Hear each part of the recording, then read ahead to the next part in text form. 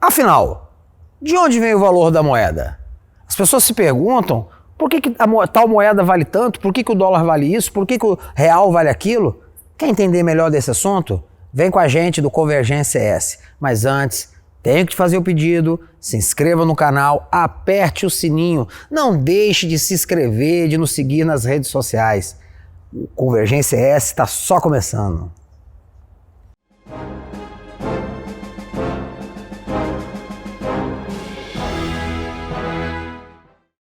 Olá, meus amigos, aqui quem fala é o Wellington Calegari e hoje o assunto é dinheiro, moeda.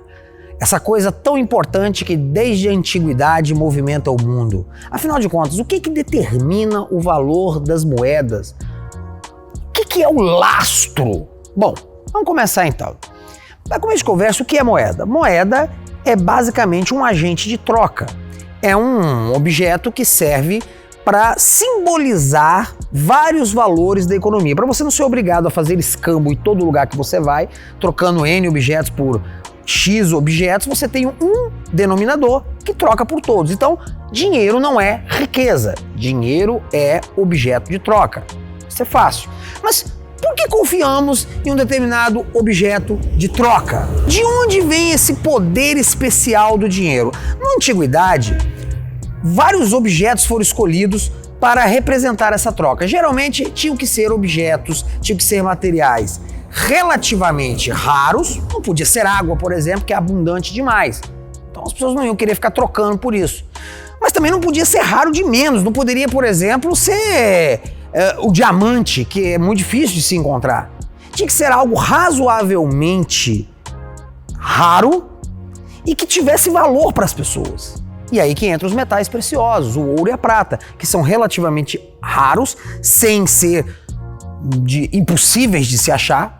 São valiosos por quê? Porque são maleáveis, resistentes, bonitos, belos. Então se prestam muito bem à troca.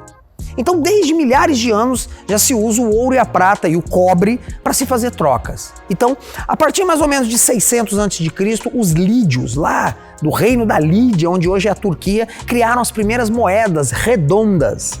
As moedas dos reis lídios ficaram famosas na antiguidade. Depois foi a vez dos gregos, dos persas com seu dárico, os romanos tinham o sestércio, mas já na antiguidade se percebia um probleminha na moeda.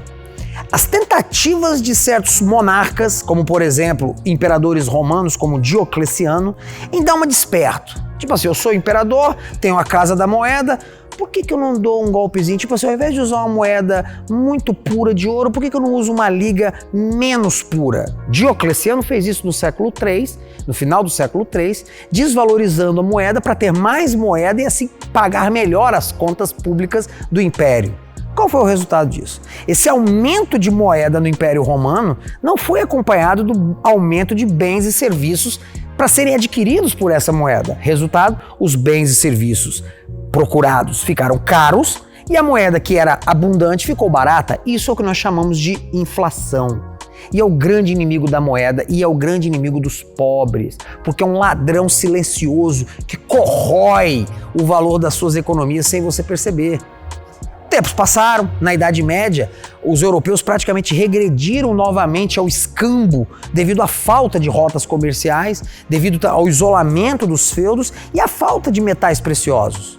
Mas lá no final da Idade Média, lá na Baixa Idade Média, voltam a circular a prata, principalmente, depois o ouro volta a ganhar também uma certa importância. Nas grandes navegações, com a conquista dos impérios Inca, Maia e Azteca, grandes quantidades de prata inundam a Europa.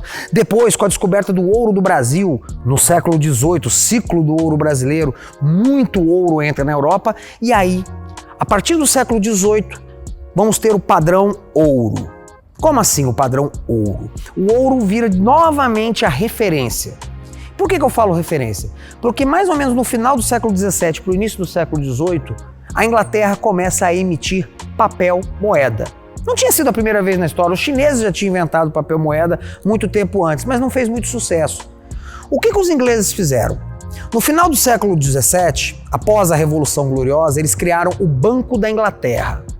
O Banco da Inglaterra era um banco meio privado, meio público, que tinha um monopólio da dívida da coroa. Isto é, Os reis da Inglaterra, o governo inglês, só podia pegar dinheiro emprestado com esse banco.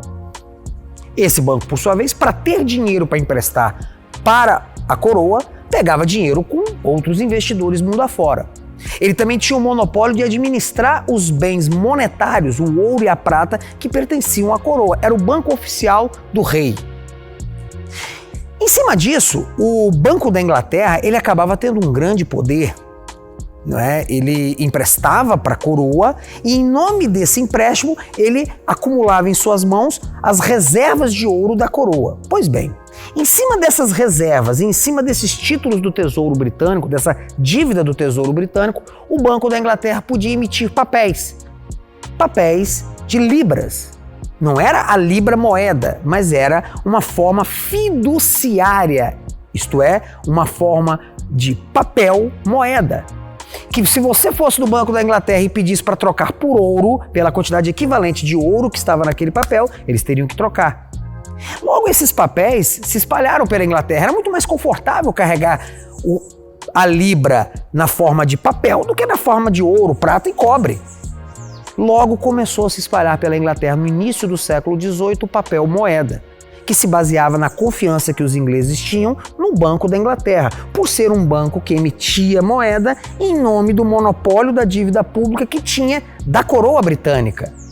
Esse modelo de papel moeda começou lentamente a se espalhar por outros países. Foi chegando na Suécia, chegando na França. Nos Estados Unidos, após a independência, surgiu o Banco dos Estados Unidos, que durou pouco tempo, durou algumas décadas, mas foi o primeiro emissor de dólar. No Brasil, com a vinda da família real portuguesa, a criação do Banco do Brasil em 1808 marca a emissão do primeiro papel moeda brasileiro, na época o Cruzeiro de Réis.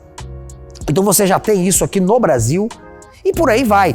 Só que reparem, as pessoas adquiriam aquele papel que em si não valia nada, acreditando que ele correspondia a uma determinada reserva de ouro e prata estocado no banco. E o ouro, por sua vez, tinha um determinado valor pelos motivos que nós falamos no início desse vídeo.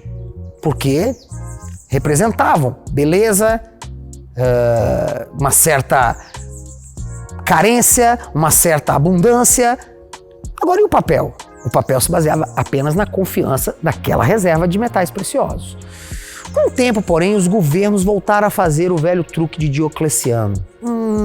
E se ao invés de eu emitir apenas uma libra, um réis, um franco, para cada franco, libra e réis ouro, eu emitir 2, ou emitir 3, ou emitir 4? Afinal, assim, eu posso pagar mais as contas públicas do que se eu fizer empréstimos de uma maneira menos cara do que eu fazer empréstimos ou aumentando os impostos. Os bancos dos fiduciários, como a gente pode chamar, os bancos emissores, se transformaram assim em fábricas de dinheiro. Isso já no século XIX. No início do século XX, o economista britânico John Maynard Keynes trouxe um novo ingrediente para o pacote. Keynes ensinou que os governos tinham um dever: impedir as crises do capitalismo. E a melhor forma de impedir uma crise do capitalismo, segundo Keynes, era estimulando o consumo, de qualquer jeito. Para estimular o consumo, eu preciso estimular o crédito. Para estimular o crédito, eu tenho que botar dinheiro na mão do povão. Para botar dinheiro na mão do povão, eu tenho que emitir dinheiro. Não importando se eu tenho reservas suficientes para isso. Ora, mas eu posso argumentar contra Keynes. Isso vai gerar inflação, que é um problema. Sim, Keynes diz, mas uma inflação controlada não será tão problemática se o consumo que ela gerar proporcionar crescimento econômico. Ahá! Está resolvido o problema do capitalismo? Aparentemente. Na verdade, a receita keynesiana, que é a base do estado de bem-estar social desenvolvido nos países desenvolvidos no século XX, virou também a base de um crescimento gigantesco do poder estatal de manipulação das moedas. Ao final da Segunda Guerra Mundial, a maior parte das moedas mundiais estava completamente desvalorizada. O único país que ainda tinha grandes reservas de ouro em seu estoque era os Estados Unidos da América. Por isso, em 1944, no Tratado de Bretton Woods, os Estados Unidos e os demais países adotaram o padrão dólar-ouro, em que 32 dólares equivaliam a 1 onça de ouro. E o Banco Central dos Estados Unidos, o Federal Reserve, se dava o dever de trocar ouro pela quantidade de dólar que fosse traga pelos outros países. Então o dólar virou uma moeda mundial definitivamente como é até hoje. O dólar virou o lastro das moedas do mundo e o ouro era o lastro do dólar. Só que isso trazia um problema para os Estados Unidos. O dólar ficava com um câmbio fixo, sempre muito valorizado, o que impedia, por exemplo, que os exportadores americanos pudessem reduzir os seus preços para os outros países, porque o dólar ficava sempre caro. Por isso, em 1971, próximo à crise do petróleo, o presidente dos Estados Unidos, Richard Nixon, pôs fim a isso. O dólar deixou de estar atrelado ao ouro e passou a flutuar. Desde então, não existe mais nenhuma forma de lastro, nem do dólar, nem de nenhuma moeda do mundo. As moedas simplesmente flutuam. As moedas estão ligadas apenas à capacidade dos bancos centrais de emitir moeda. E os bancos centrais, por sua vez, emitem moeda de acordo com as decisões de burocratas e políticos dos governos que eles representam. Vamos dar um exemplo aqui do Brasil. O Banco Central do Brasil obedece às ordens do Copom, o Comitê de Política Monetária. Esse, por sua vez, formado pelos diretores do Banco Central e outros representantes do governo federal, estabelece a taxa de juros e estabelece a quantidade de base monetária, isto é, de real que existe na economia. Hoje, já não se trata mais de moeda papel, mas sim moeda dígito, porque a maior parte do dinheiro mundial hoje são dígitos de computador que somem ou são criados livremente nos computadores. Qual é o lastro desse dinheiro? A confiança que temos nos governos. Isso cria uma questão, que são dois valores que as moedas têm. Um é o seu valor de compra. Quantos bens e serviços uma moeda pode comprar? Isso é uma questão interna. 2, o seu valor em relação a outras moedas. Quanto uma moeda vale com relação às moedas de outros países? Mas isso eu vou falar em um outro vídeo. Aqui é o Wellington Calegari no Convergência S. Um forte abraço.